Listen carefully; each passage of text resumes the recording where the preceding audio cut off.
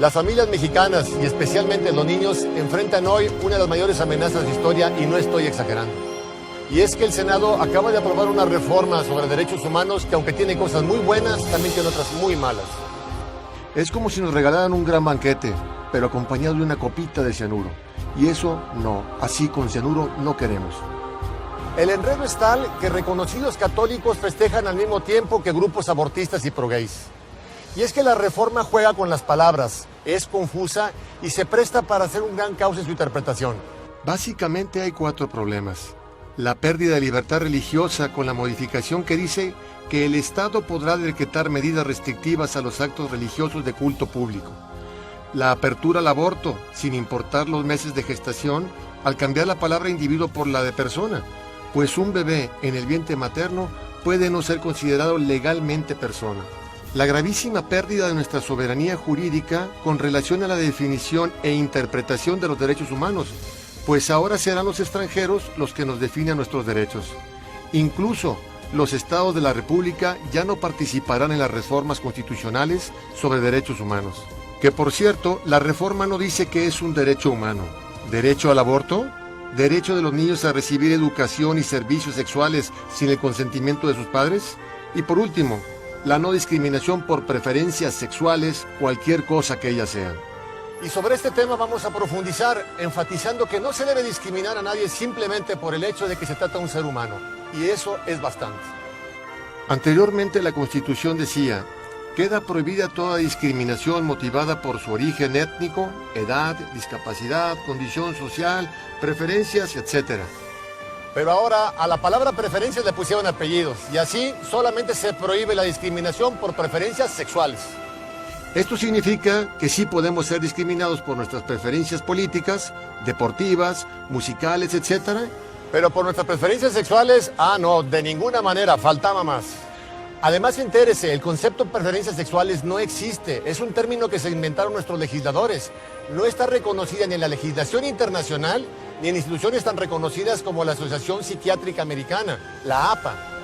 Es la misma APA la que describe 23 comportamientos sexuales. Ojo, no preferencias. Y entre ellos hay varios considerados como desviaciones sexuales. Estos son algunos: homosexualidad, bisexualidad, transexualismo, pedofilia, transvestismo, fetichismo, voyeurismo, exhibicionismo, sadismo sexual, masoquismo, etc. Tal como quedó la reforma, nuestros senadores quieren que no discriminemos, por ejemplo, a pedófilos, sadomasoquistas, fetichistas. ¿A qué se refieren con no discriminarlos? ¿Querrán abrir en México una sucursal de la Asociación Norteamericana para el Amor entre Hombres y Niños? ¿Grupo pedófilo que busca la legalización de las relaciones sexuales entre adultos y niños? Siendo optimistas, no creo que se estén refiriendo a esa no discriminación, pero mire lo que sí va a suceder. En todas las escuelas mexicanas, públicas y privadas, se deberán enseñar a los niños todos esos comportamientos sexuales, pues de no hacerlo, las escuelas estarían discriminando a las personas que tengan esas conductas. ¿Les suena exagerado, radical, alarmista? Bueno, vea este libro de la Organización Mundial de la Salud, que es auspiciada por la ONU. Que se entrega a los profesores de educación sexual. México ya mandó profesores a capacitarse. Y cuando la ONU se refiere a orientar a adolescentes en sexualidad, está hablando de chicos de 10 a 19 años. Y en la página 35 la ONU habla de la variación sexual, no preferencia. Y al respecto dice lo siguiente: la variación sexual se califica más comúnmente como desviación sexual. Y puesto que la palabra desviación se emplea con un sentido peyorativo, es mejor no usarla. Entonces ya no serán desviados sexuales, les tendremos que decir variados sexuales según la ONU. Y en la página 36 nos indica cuáles son algunas de estas variaciones, que dice no son necesariamente nocivas. Imagínese una clase de quinto de primaria hablando de sadomasoquismo o transexualismo. Aquí está el libro para que lo consulten los escépticos. Pero además, será obligatorio enseñar a los niños desde kinder que el matrimonio puede ser de un hombre con una mujer, o de hombre con hombre, o de mujer con mujer. Pues de no hacerlo, las escuelas estarían discriminando a quienes tengan una unión homosexual. ¿Le sigue sonando exagerado? Déjeme decirle que a escondidas el gobierno mexicano ya empezó a educar en la homosexualidad desde kinder. Ve aquí un ejemplo.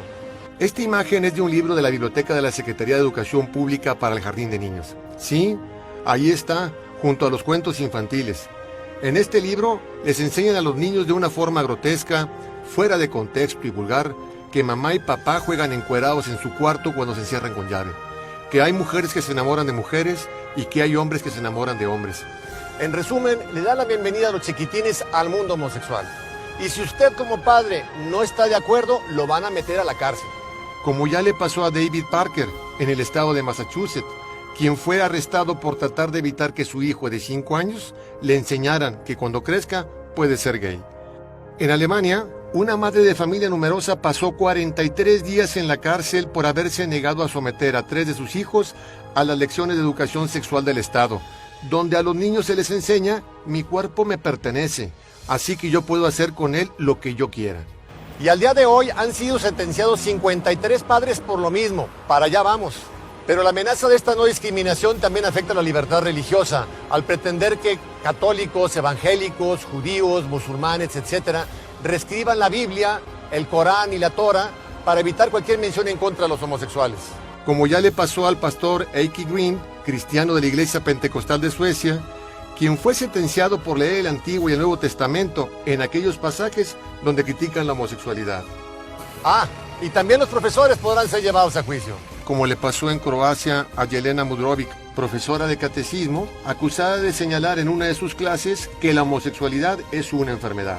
Y aquí debemos decir ciertamente que en 1973 la homosexualidad fue retirada del catálogo de trastornos mentales de la Asociación Psiquiátrica Americana. Y estoy seguro que a usted le encantaría ver los estudios que respaldaron esta decisión, pero lamentablemente no se puede, porque no hubo ningún estudio. Los psiquiatras de esta asociación lo decidieron democráticamente. El 58% de los que asistieron a esta convención votaron porque se quitara la homosexualidad y el 42% decidió que se quedara. Como bien dijo la revista Time, un sector de la población, hasta entonces considerado sexualmente patológico, fue declarado de un golpe mentalmente sano. En otras palabras, fueron curados por decreto, lo cual fue una terrible injusticia. Espero que con estos pocos ejemplos usted se haya dado cuenta del cianuro que contiene esta reforma por los derechos humanos. Por eso urge que el Congreso de los Estados la rechace, se regrese a la Cámara de Senadores para que sea corregida, manteniendo solo los aspectos positivos. Los diputados federales aprobaron la reforma sin oposición. Pero cuando alzamos la voz en febrero, aunque tarde, dividimos al Senado. Nos quedamos muy cerca de pararlo. Ya nos organizamos una vez, hagámoslo de nuevo. Hoy tenemos tiempo. No hay una fecha límite para que los congresos estatales voten la reforma. Y si su congreso se precipita a votar la reforma sin consultar con la ciudadanía, como ya ocurrió en Yucatán, es porque sus diputados tienen preferencias que no son los de las familias mexicanas. Por favor, vaya a esta dirección. Allí encontrará la información sobre cómo hacer saber su opinión a los diputados de su estado. Dígales con energía que no quiere el cianuro. Actuemos ahora para que después no vayamos a llorar como niños lo que hoy no supimos defender como padres. Muchas gracias.